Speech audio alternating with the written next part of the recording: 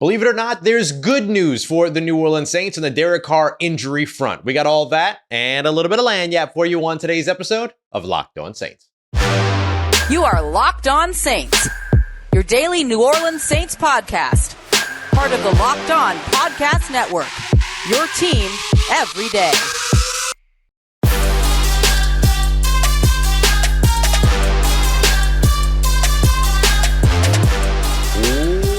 What is good, Who Dat Nation and Who Dat family? Welcome into another episode of Locked On Saints, your daily podcast covering your favorite team, the New Orleans Saints, part of Locked On Podcast Network, your team every day. Thanks so much to all you everydayers out there making Locked On Saints your first listen of the day every day. Don't forget, you can always subscribe and follow for free on YouTube or wherever you get your podcasts so you never miss the latest episodes. And if you want to keep the conversation going one-on-one with me, take part in our exclusive film studies, Q&As, and much more, you can head over to joinsubtext.com/LockedOnSaints, become a Locked On Saints insider, and join a community I would love for you to be a part of. As always, I'm your host, Ross Jackson, at Ross Jackson Nola, on your favorite social media, your New Orleans Saints expert, credential member of the Media Saints News Network, Tuesdays on the Locked On NFL podcast, and here with you every single Monday through Friday on Locked On Saints. Today's episode of Locked On Saints brought to you by our friends at FanDuel. FanDuel, America's #1 sportsbook. You know you love them. You know you want to get in the action. So make every moment more. Right now, new customers can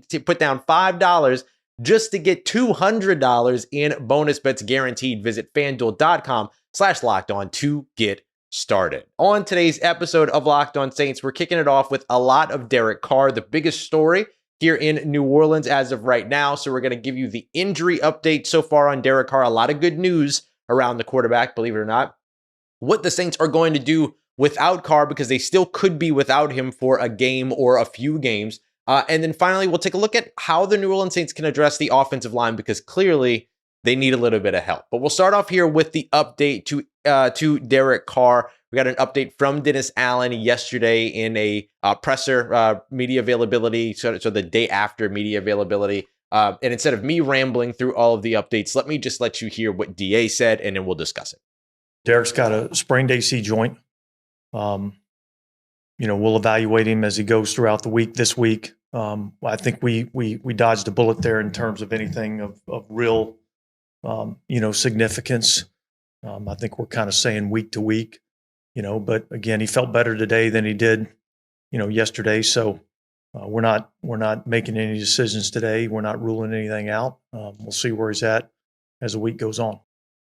So this is massive for New Orleans, because there were chatters of, very quiet chatters, but there were chatters of season ending. There were chatters of long-term injury, out for multiple weeks, all these other things. Now, he could still be out for multiple weeks, but there was a lot of missed time initially being discussed and things like that when he was brought to a local hospital after the sack, ended up going through a bunch of tests, x-rays, all these other things, and came back with no structural damage, it sounds like no ligament damage as well. That hasn't been fully reported, but Dennis Allen basically saying that look, it's an AC joint sprain, and that's where they are. So now all of a sudden they've gone from the concern of a season-ending injury to a week-to-week evaluation, which is massive for the New Orleans Saints. And Derek Carr has pulled off some outstanding recovery times in his time. So just how quickly will he be back on the field becomes the question. I would expect him to miss at least one game. I would be very, very surprised if he played against the Tampa Bay Buccaneers this weekend, but don't rule it out.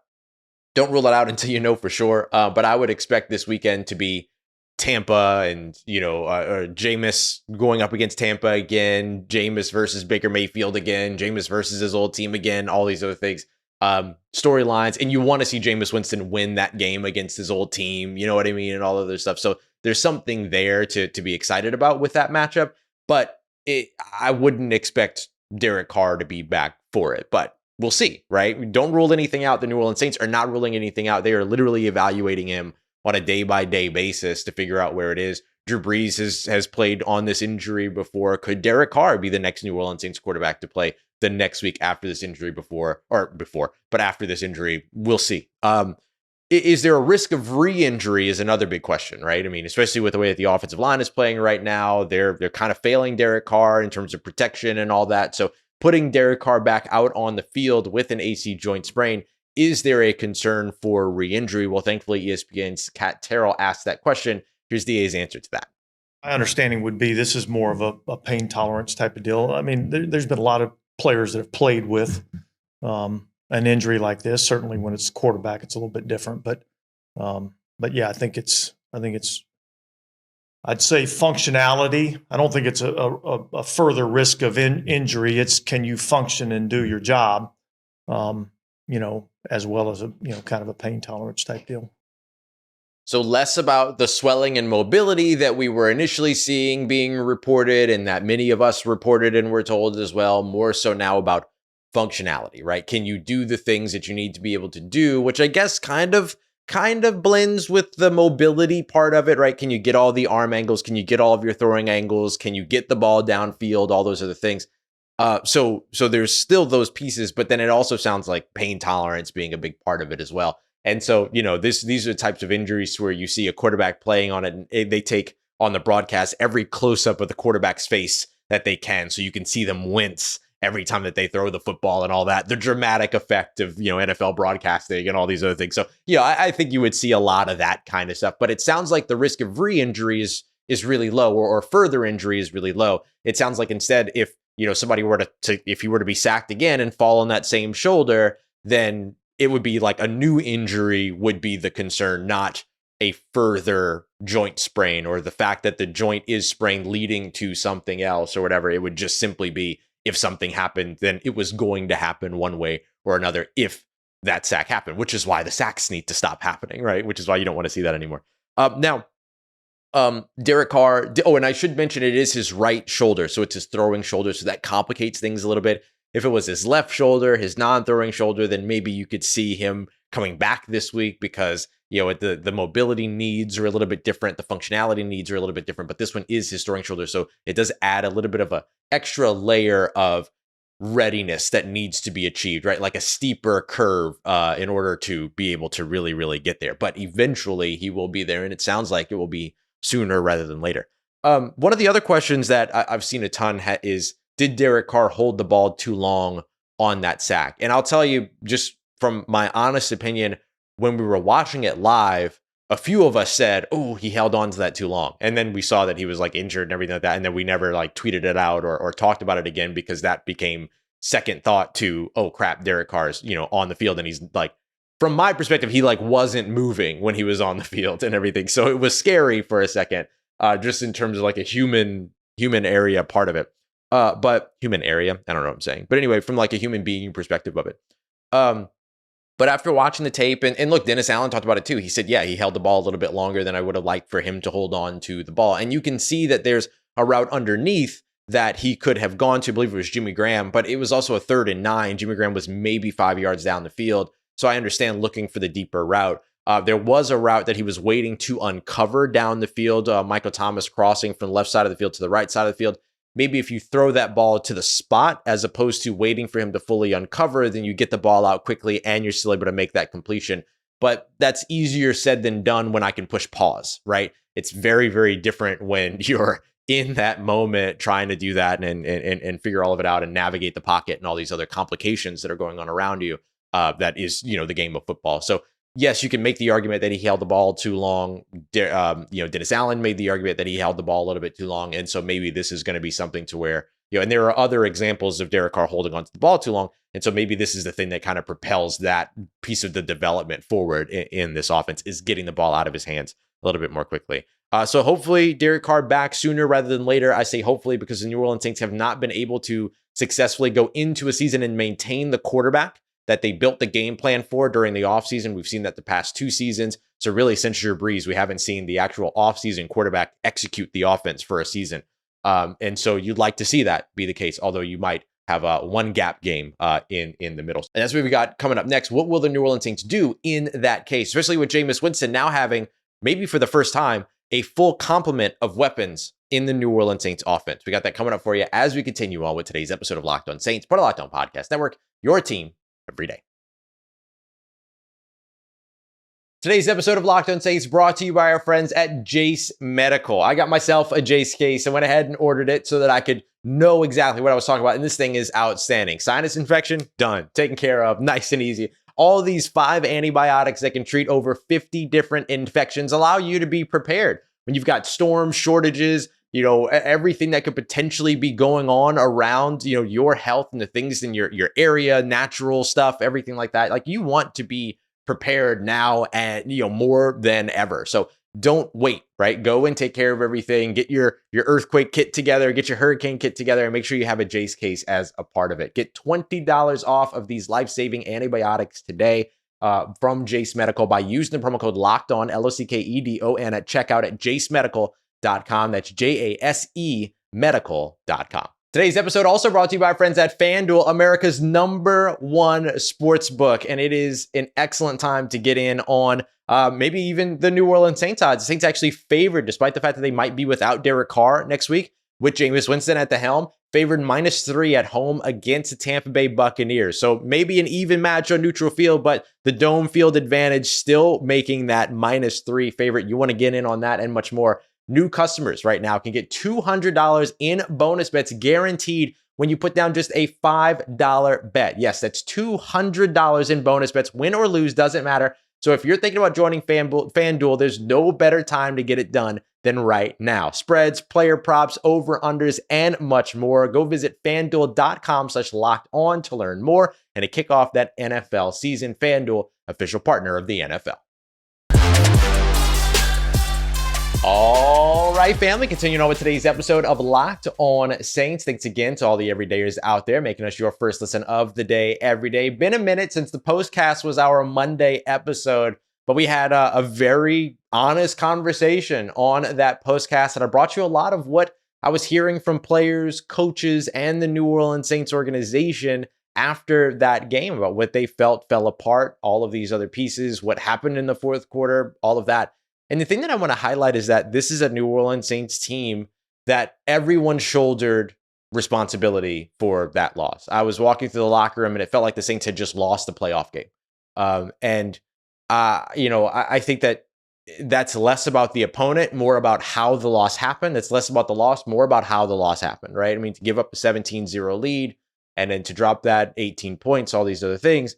And look, there's a part of that belongs to the defense for surrendering the 18 points. Part of that belongs to the offense for not staying on the field longer, keeping the defense from getting winded, and all these other pieces, as well as also putting more points on the board.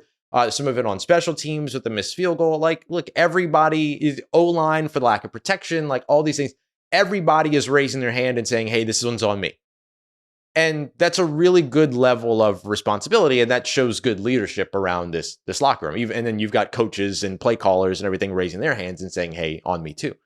But if the New Orleans Saints want to avoid that, and they're going to have a very clear plan about how they move forward without Derek Carr for whatever number of games it is, 1 game, 2 games, 3 games, whatever it might be. Now, Derek Carr's only missed 2 games in his entire career due to injury, right? There was the whole Raiders situation that happened at the end of last year to where he ended up being sat for the last 2 games. But in terms of injury, he's only ever missed 2 games in his entire career for the purposes of injury and illness or being hurt or whatever it might be.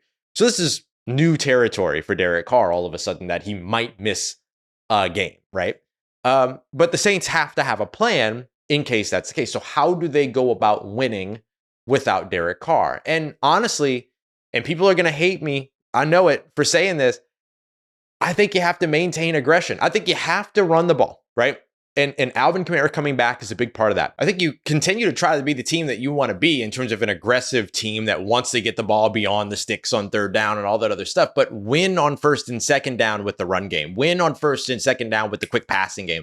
The things we're used to seeing in New Orleans when it comes to all of these play callers. I mean, this is such a big piece that you're missing right now on the New Orleans Saints offense. It doesn't matter who's under center, right? Is getting the ball out quickly, the tempo, the quickness, the quick throws, all those other things. And I know that those quick throws can be violent for wide receivers and everything, but Michael Thomas has said over and over again, just put me in those situations, right? Like, he told Derek Carr, like, put me in the tough situations. I'm fine. Like, I'll go out there and make those plays.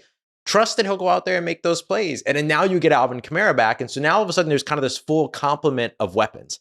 And the Saints have really only had the full complement of weapons kind of one game. And that was the Atlanta Falcons game last year, where they had to kind of storm back for that big comeback victory in Atlanta.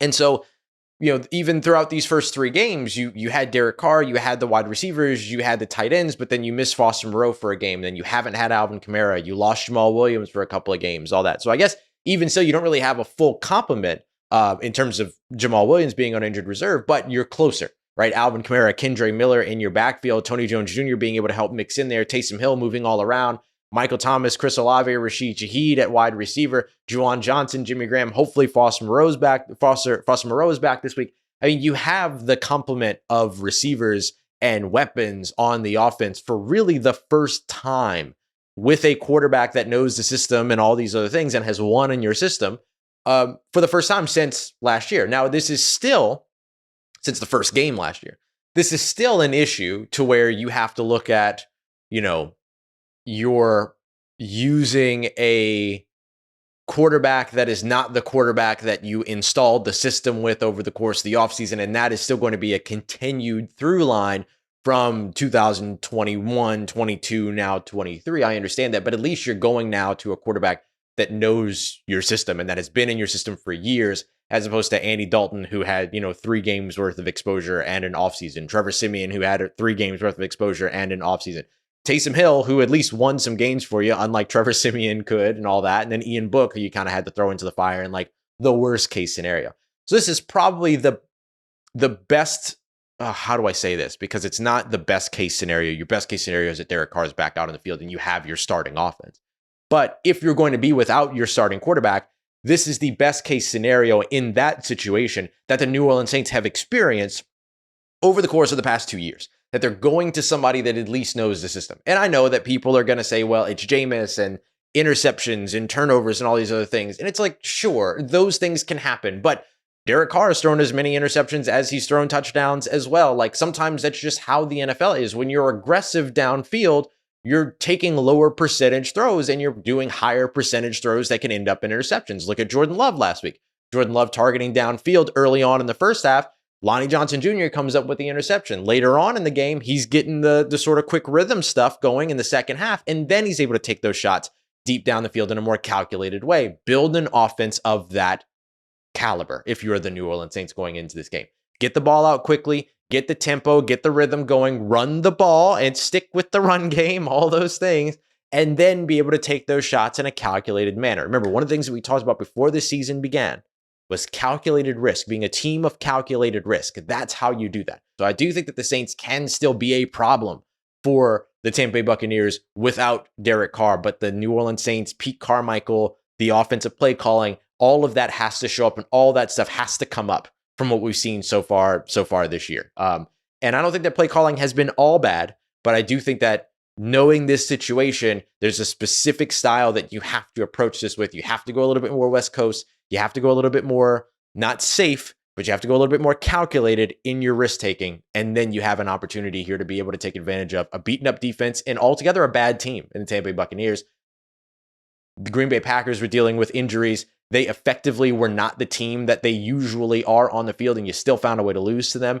Can't let that happen here this week in week 4. And that comes down to the coaching, the play calling, all those other things as well. All right, coming up next. Will the New Orleans Saints address the offensive line? And if so, how will they? Could La'el Collins be the solution, but not in the way that we had previously discussed? We got that coming up for you as we continue on and wrap up today's episode of Locked On Saints, part of Locked On Podcast Network, your team every day. Today's episode of Locked On Saints brought to you by our friends at Prize Picks. Prize Picks is the most fun and most exciting way to play daily fantasy sports. No going up against a bunch of mystery lineups. It's you versus the house. All you have to do is pick 2 to 6 players, choose whether or not they're going to come in at more or less than their Prize Picks projections, and then you can win up to 25 times your original entry. So for instance here, we're going to pick 2 right now. Chris Olave, 70.5 receiving yards. I'll take more on that. Michael Thomas, 52.5 receiving yards. I'm going to go less on that. Not because I don't think that Michael Thomas is going to be able to be effective, but because him being a part of that short area passing game where we just talked about, might rack up a lot of receptions and a lot of key yards, but not necessarily a total amount of yards. And then if you get those right, you can win yourself some money. It's that simple. And if you haven't tried out Prize Picks before, now is absolutely 100% the time to give it a shot. So head over to prizepicks.com/LockedOnNFL today, and you're going to be able to use the promo code LockedOnNFL as well in all lowercase and get a first deposit match up to $100. That's a first deposit match up to $100 at prizepicks.com/LockedOnNFL or with promo code all lowercase LockedOnNFL.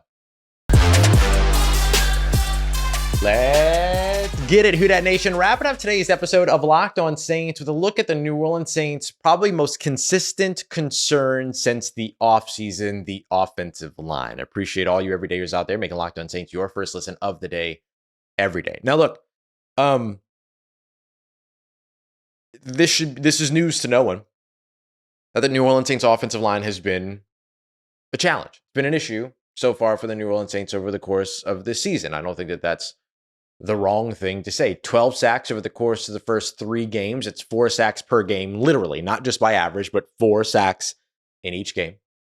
And I think that at the beginning of the season, a lot of the focus was on Trevor Pitting, but I think that what we've learned, and something that I continue to try to like boost into the narrative here, was that it wasn't just Trevor Pitting, that the interior of the New Orleans Saints offensive line, Cesar Ruiz, Eric McCoy, James Hurst, were struggling as well. We saw a lot of immediate pressure right up the middle, some stunts getting through, all those things very similar to some of the issues that this offensive line had last year. And a lot of the reasons why we thought that the offensive line was having these issues last year was because of the inability to do the blitz identification, right? To figure out where the pressure was coming from. Well, it's looking like now the Saints are doing a good job identifying where pressure is coming from, keeping extra people back when there is a blitz coming, giving themselves the additional protection necessary from the backfield, from the tight ends, all that. But still letting pressure through on quick wins on top of that. And this has been a big issue. Think about Arden Key the first week, Rashawn Gary this past week. A lot of quick wins, immediate wins off the line of scrimmage. One of the things that's also most concerning is that not only are you seeing the interior struggle, but you're also seeing Ryan Ramczyk not playing his best football so far, right? And eventually he's going to get there, right? I mean, it's Ryan Ramczyk. You know that he's outstanding. It's all good. But right now, he's one of the guys that's led up some of the most pressures on the team thus far, just looking at kind of the raw numbers for the first 3 weeks. Now, Trevor Pitting leads the way with 11, a lot of those coming in the first couple of games. He only gave up 1 pressure in this recent game against the Green Bay Packers, not only according to Pro Football Focus, but in me watching the tape as well. Eric McCoy has given up 8 pressures so far this season. James Hurst credited with 6, Ryan Ramczyk credited with 5. And then right after that, Cesar Ruiz credited with 3. Cesar Ruiz only got to play through, I think it was like 18, 19 snaps of this past game before he had to leave with a concussion. So he'll be in protocol. Hopefully everything's okay and that he'll be back out on the field here soon. But what do you do if you're the New Orleans Saints at this point? Because look, we've been talking about on this show, you and I have been talking about the offensive line since camp. But the difference was that during camp, we were talking about the depth behind the starters. That the starters were solid, but then once you got to the second, third, units, that all of a sudden there was some concern. Now, one of the things that we tried to highlight in that conversation is that you're never going to see an entirely new offensive line out there, right? You're not just going to see the whole second unit come out like you do during the preseason. You're going to see one of those players in with the first unit, 2 of those players in with the first unit, all of that. But the struggle, or not the struggle, but the concerning part around all of it is that now what we're seeing is the Saints starting offensive line being a bigger concern and a bigger hurdle than we expected them to be. And it's turned out now to the tune of 12 sacks on the season. It's turned out now into the tune of 6 hits on the season. And it's turned out now into the tune of an AC joint sprain for your starting quarterback. Those are not good. Those are not good things.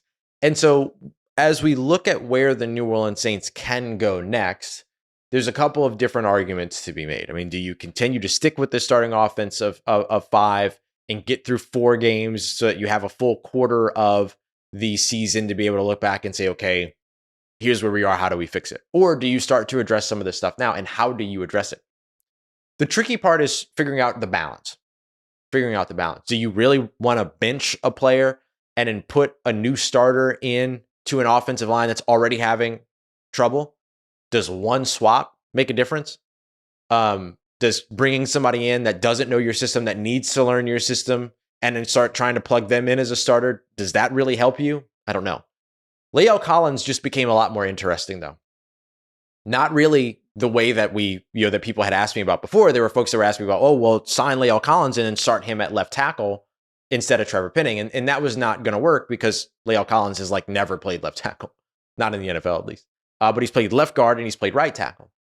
So if Cesar Ruiz is in concussion protocol and is not able to play this weekend, Andrew Speed also had an injury that he left the field for. I don't know the severity of that injury. We get back to practice on Wednesday, so we'll get more information on the injury report at that point.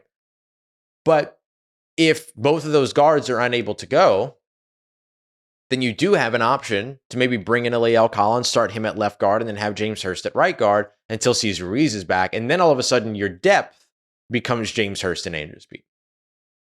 There's an option there. And there are ways for you to go about that. I think working on the interior of the offensive line is just as important as having the patience on the edge. Maybe that's just me. But I don't think you're benching Trevor Penning. He's gotten better every game.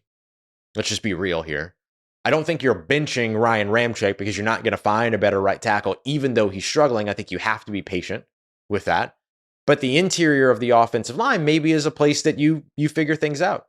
Did Andrew Speed lose his job as a starting left guard to James Hurst because James Hurst was healthy and Andrew Speed was not? Or because James Hurst outperformed him? I thought he outperformed him.